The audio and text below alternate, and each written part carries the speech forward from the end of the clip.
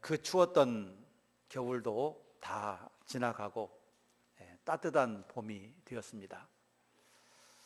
봄은 만물이 소생하는 계절인 것 같습니다.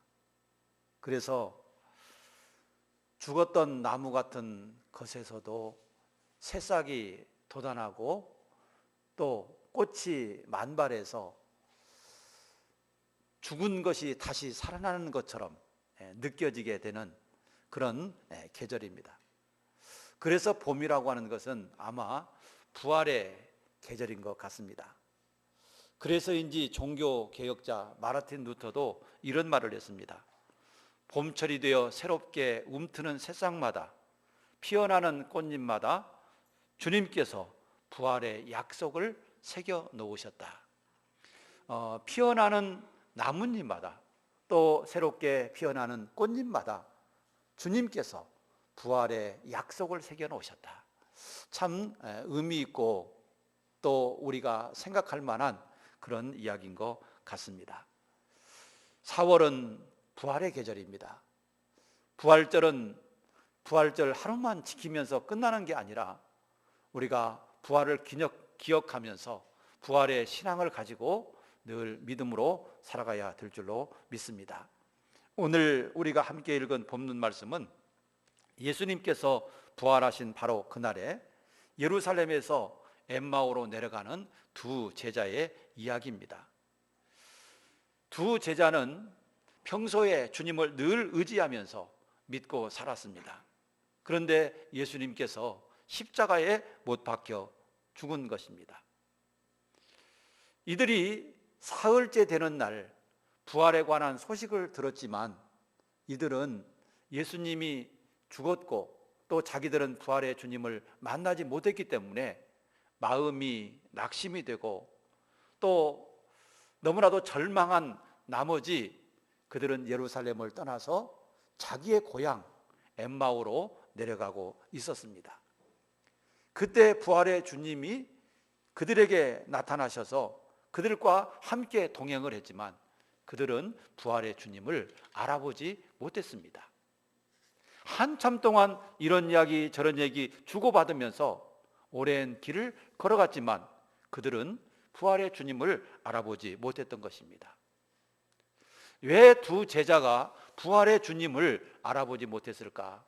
그 이유는 저는 크게 두 가지 이유가 있다고 생각합니다. 첫째는 부활의 주님이 영광스러운 모습으로 변형되셨기 때문에 알아보지 못했을 것 같다라고 하는 것입니다. 부활의 주님은 영광스러운 모습으로 변화되어서 부활을 했습니다. 맨 처음 부활의 주님을 만났던 막달라 마리아도 부활의 주님을 만났을 때 예수님을 잘 알아보지 못했습니다. 그런 것처럼 이 두 제자도 영광스럽게 부활하신 그 예수님을 알아보지 못했던 것입니다. 그리고 두 번째는 이들의 눈이 열리지 않아서 눈이 어두워져 있어서 예수님을 알아보지 못했습니다.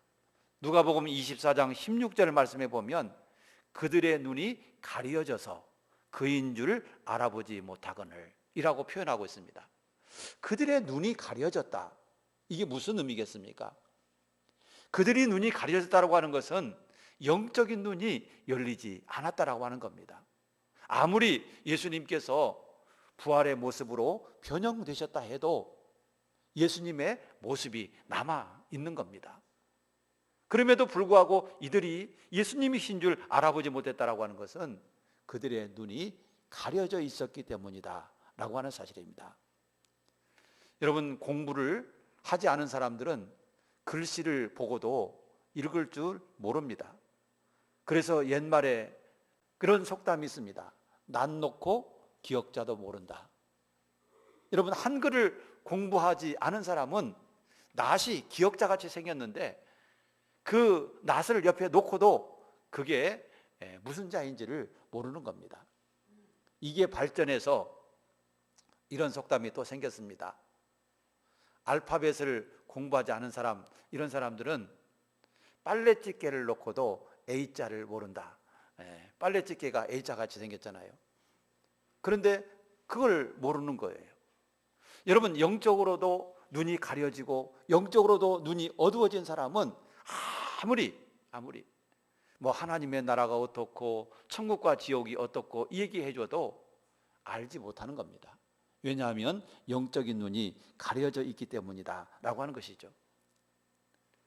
엠마오로 내려갔던 이 두 제자가 예수님과 함께 동행하면서도 불구하고 예수님을 알아보지 못했던 것은 예수님이 부활하셔서 변형되신 모습도 있었겠지만 더 큰 이유는 그들의 눈이 가려졌다라고 하는 것입니다. 자, 그런데 이 엠마오로 내려가던 두 제자가 어떻게 예수님을 알아보게 되었습니까? 예수님을 알아보게 된 그 이유를 보니까 먼저 예수님의 말씀을 들었기 때문입니다. 이들은 엠마오로 내려가면서 예수님과 동행했습니다. 그리고 예수님이 들려주시는 말씀을 들었습니다. 예수님은 그들 가운데 슬며시 끼어들어서 이런저런 얘기를 했습니다. 왜 당신들의 얼굴이 그렇게 슬픕니까? 도대체 무슨 일이 있습니까? 예수님이 물었어요. 그런데 당신은 예루살렘에 있다고 하면서 당신은 예루살렘에서 어떤 일이 있었는지 알지 못합니까? 우리는 예수 그리스도가 이 땅에 오시고 그분이 우리를 구속할 자라고 믿었습니다. 그런데 유대인들이 그를 십자가에 못 박아 죽였습니다. 그런데 당신은 예루살렘에 있었다면서 그 일도 모르십니까? 뭐 이런 얘기를 주고받으면서 내려가고 있었습니다. 그때 예수님은 그 두 제자에게 모세의 글로부터 시작해서 선지자의 글로 예수님에 관한 그런 모든 말씀을 하나하나 자세히 풀어서 그들에게 가르쳐 주었습니다. 두 제자가 예수님에 관한 말씀을 자세히 들을 때 그들의 마음이 뜨거워졌다라고 성경은 말하고 있습니다. 눈이 가려졌던 두 제자가 눈이 열렸었던 그 이유는 바로 주님의 말씀을 들었기 때문이다 라고 하는 것입니다. 그리고 두 번째 이유는 예수님이 해주시는 기도를 통해서 그들은 눈이 열리게 되었습니다. 엠마오 마을까지 어느덧 다 왔습니다. 제자들은 엠마오 마을로 들어가야 되고 예수님은 더 가시려는 뜻을 그들에게 표현했습니다. 그러자 두 제자가 강권을 합니다. 우리 마을로 들어갑시다. 해도 저물고 때도 되었는데 우리 마을로 들어가서 쉬어서 가십시오. 억지로 강권해서 예수님을 자기 마을로 모셨습니다.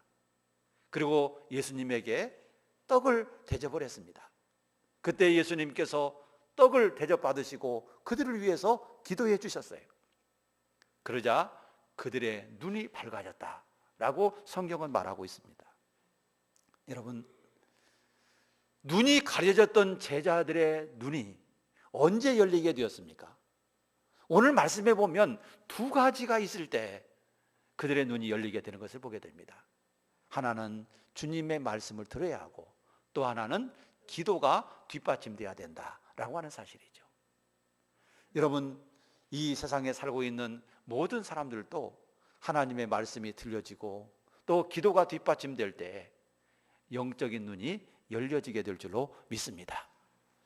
우리 성도들 가운데서도 정말 이 영적인 눈이 열리는 것은 바로 이 두 가지 말씀을 들을 때 그리고 기도할 때 영적인 눈이 열려지게 되는 것입니다. 영적인 눈이 열려진 제자들은 어떻게 되었습니까? 새 힘을 얻었습니다. 낙심하고 절망했던 이 두 제자는 새 힘을 얻었어요.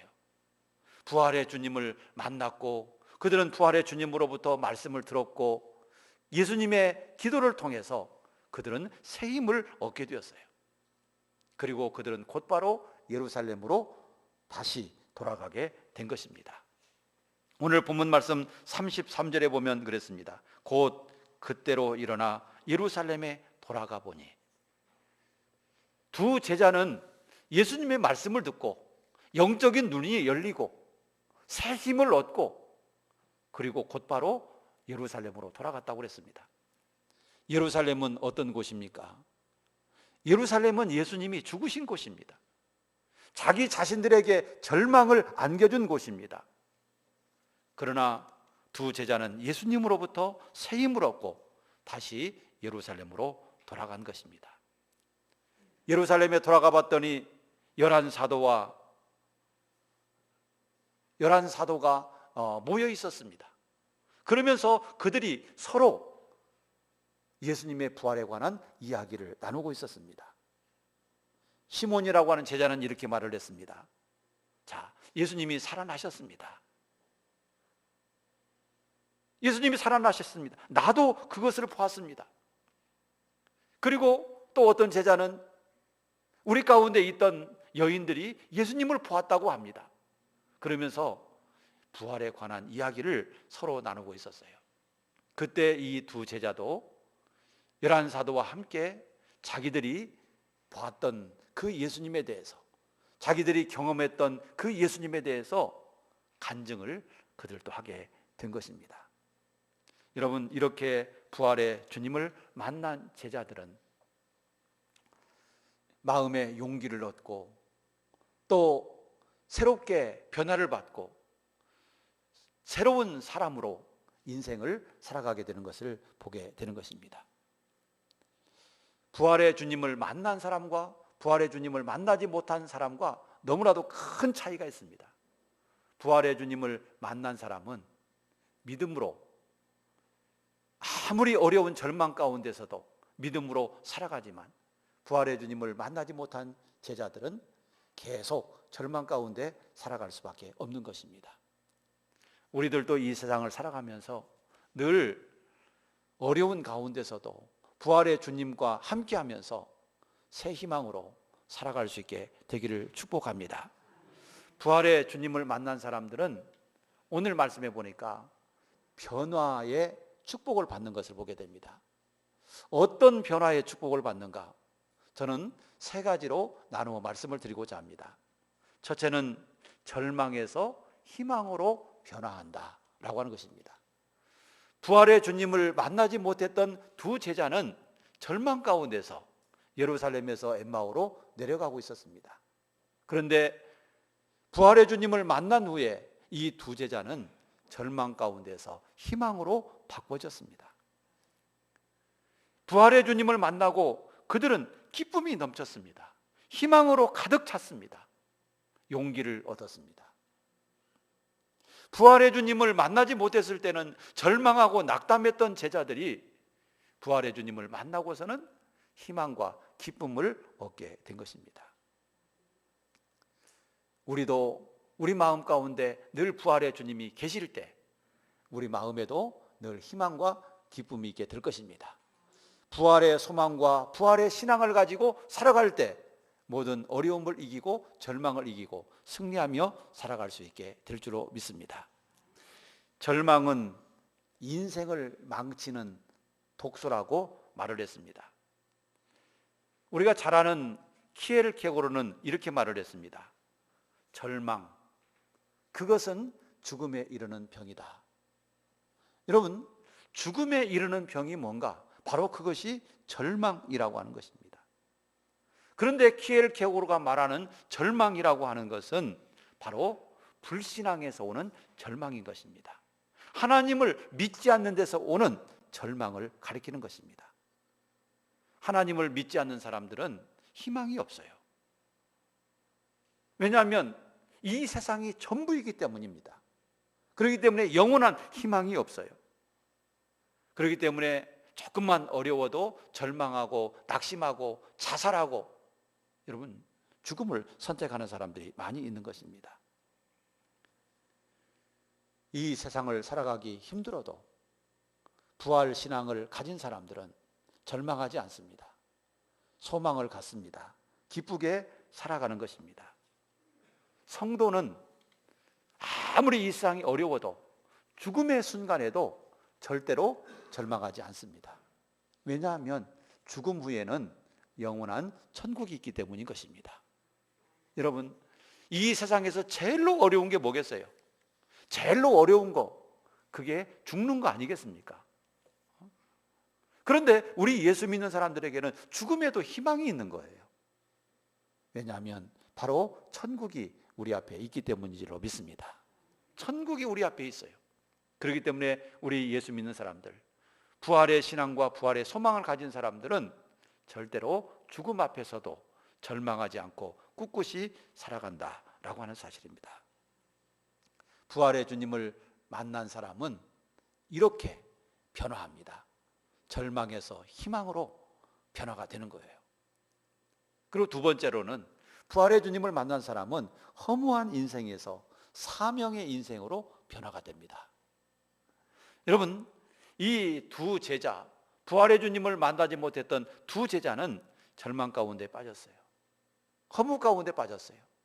너무나도 허무하고 너무나도 절망이 찾아와서 그들은 낙심하고 엠마오, 자기들의 마을 고향으로 내려가고 있었던 겁니다. 그런데 이들이 부활의 주님을 만난 뒤에 완전히 바뀌었습니다.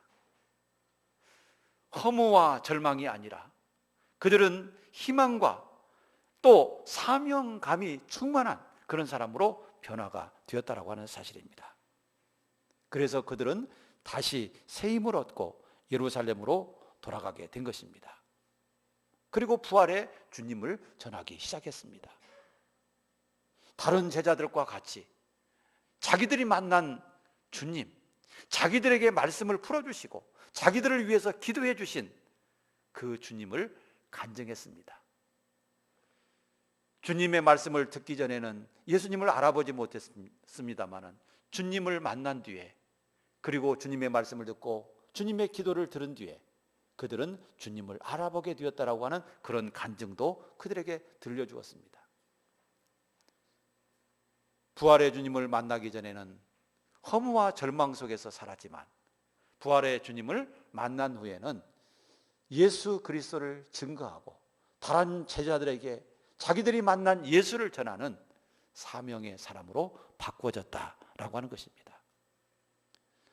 우리 가운데도 부활의 주님이 함께하기를 축복합니다.